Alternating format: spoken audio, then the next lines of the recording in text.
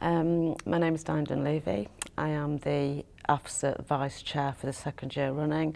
I was its chair, and prior to being its chair I was a Vice Chair. I'm also the Equality and Diversity Manager for Staffordshire Fire and Rescue Service and have been there for 14 years.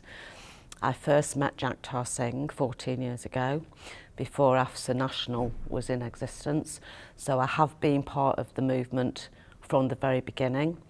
I remember the initial stages. I remember the support that we had from CIFOA to do a National Equality and Diversity Conference, which Jagtar led on. And then I kind of played a very background role for AFSA. So I did lots and lots of work for them, but I don't particularly like being at the forefront and the sort of poster person for AFSA.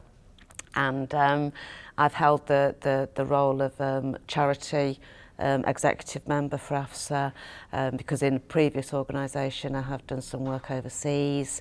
My academic background lends itself to international development, and I was voted as chair for AFSA at a meeting where I wasn't present.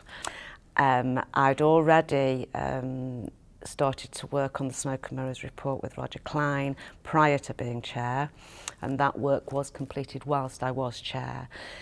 The position gave me access nationally, above and beyond my role at Staffordshire Fire and Rescue Service. It gave me access to central government, to ministers, to MPs, to have those conversations that indeed can sometimes be a lonely place, because I am not a practitioner anymore. I was, both in Staffordshire and in previous work roles that I've had outside of the Fire and Rescue Service. And now my work is somewhat strategic, and it is strategic with AFSA as well. So it's not me in Staffordshire, for instance, that would be necessarily engaging with the workforce about AFSA. There are other members of AFSA executive in Staffordshire that do that. I support AFSA from a strategic point of view. As chair, I completed the Smoke and Mirrors report on AFSA's behalf with Roger Klein. I was able to get AFSA to a point of going for charitable status. Those were my aims and objectives of being chair, to do those two things. We still haven't quite achieved charitable status within the Charities Commission, but we are well on our way to doing that. And I'm still committed to doing that, whether I'm chair or not.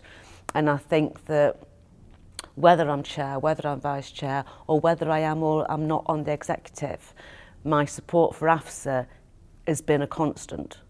So it's not really, it wasn't about the title. The title gave me an access that would have been more difficult without that title, but my commitment is a constant. Sometimes chairs leave after they've been chair. I've just reverted back to vice chair. If I was asked to be chair again, I would. AFSA, like I've said in previous filmings, is quite unique in the way that we operate. We are corporate, but we're also very human-based. We can be ourselves, and sometimes in the workplace, it's not always that straightforward to be yourself, I don't think. Whereas in AFSA, you're accepted with your warts and all.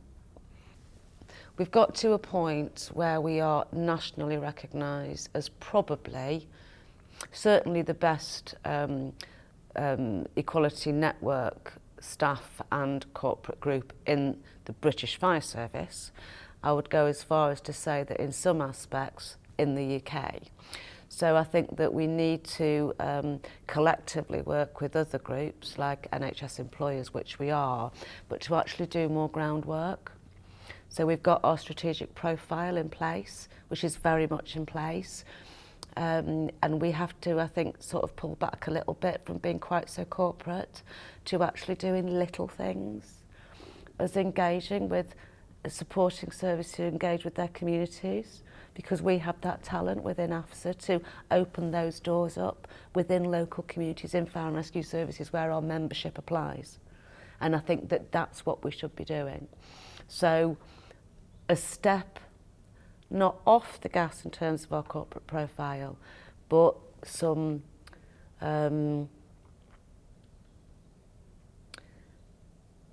practical help for fire and rescue services with their communities, because it's only when we build those communities that we serve will we get the employment that we're so seeking and need. So that's what I think our objectives should shift a little bit that way.